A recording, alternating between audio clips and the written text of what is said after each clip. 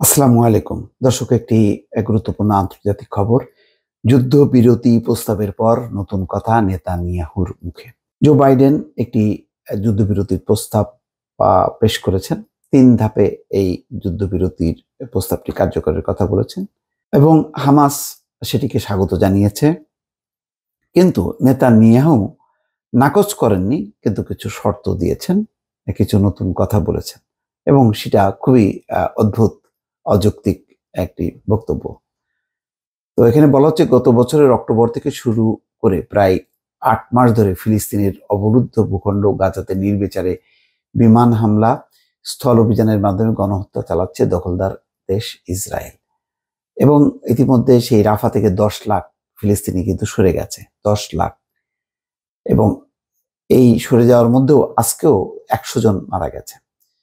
বিভিন্ন সময় বিভিন্ন দেশ যুদ্ধ থামানোর আহ্বান জানালেও গাজায় ফিলিস্তিনিদের উপর ইসরায়েলি আগ্রাসনের বরাবরই ইসরায়েলের পাশে থেকেছে যুক্তরাষ্ট্র।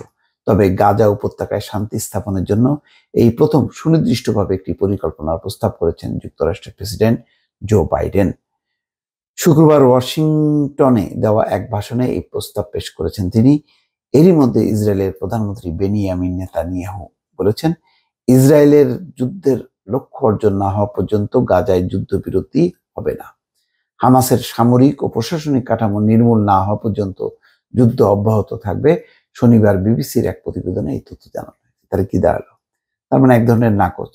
আর এই হামাস নির্মূল হবে কিভাবে? নির্মূল হবে, হামাস ফিলিস্তিনি জনগণের রক্তের মধ্যে ঢুকে গেছে। তার মানে সমস্ত ফিলিস্তিনিকে তাহলে হত্যা করতে হবে। এক বিবৃতিতে নেতানিয়াহু বলেন, যুদ্ধ থামানোর জন্য ইসরায়েলের যে শর্ত রয়েছে তা পরিবর্তন হয়নি।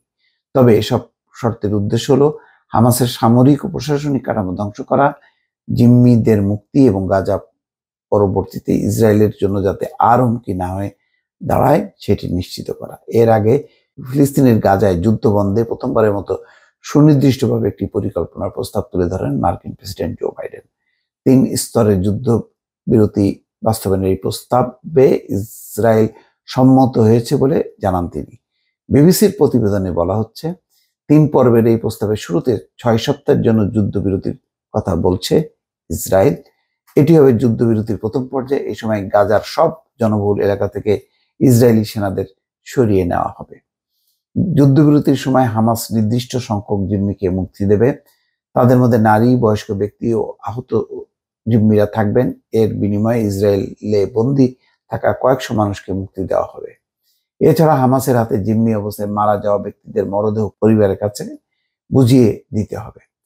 গাজার সব এলাকায় বেসামরিক ফিলিস্তিনিদের তাদের বাড়িঘরে ফিরতে সুযোগ দেওয়া হবে। সেই সঙ্গে গাজায় মানবিক সহায়তা কার্যক্রম বাড়ানো হবে। গাজায় প্রতিদিন মানবিক সহায়তাবাহী 600 ট্রাক ঢুকতে দেওয়া হবে। আন্তর্জাতিক সম্প্রদায় গাজাবাসীর জন্য হাজারো সাময়িক আবাসনের ব্যবস্থা করবে। 6 সপ্তাহের যুদ্ধবিরতি চলাকালে যুক্তরাষ্ট্র ও কাতারের মধ্যস্থতায় শান্তি আলোচনা চলমান থাকবে। যদি আলোচনা সফল হয় তাহলে পরবর্তী পর্যায়ের পরিকল্পনা বাস্তবায়ন শুরু হবে। দ্বিতীয় পর্যায়ে বাদবাকি জীবিত জিম্মিদের মুক্তি দেবে হামাস। তাদের মধ্যে জিম্মি পুরুষ ও সেনারাও থাকবেন। একই সঙ্গে গাজা উপত্যকা থেকে ইসরায়েলি বাহিনীর সর্বশেষ সেনাকেও সরিয়ে নেওয়া হবে। যুদ্ধবিরতিকে স্থায়ীভাবে শত্রুতা বন্ধে উন্নীত করতে হবে। তৃতীয় পর্যায়ে জিম্মি ফেরানোর প্রক্রিয়া পুরোপুরি শেষ হবে।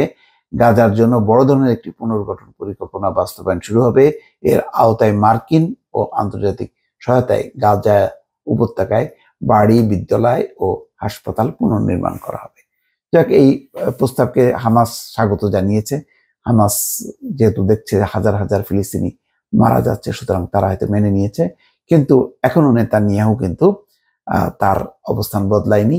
সে মেনে নিচ্ছে, আবার বলছে যে হামাসকে নির্মূল করতে হবে। এই দ্বিচারিতার কারণে এই এখনো পর্যন্ত পরিপূর্ণ যে শান্তির কোনো লক্ষণ দেখা যাচ্ছে না। দর্শক, ভালো থাকবেন। আল্লাহ হাফেজ।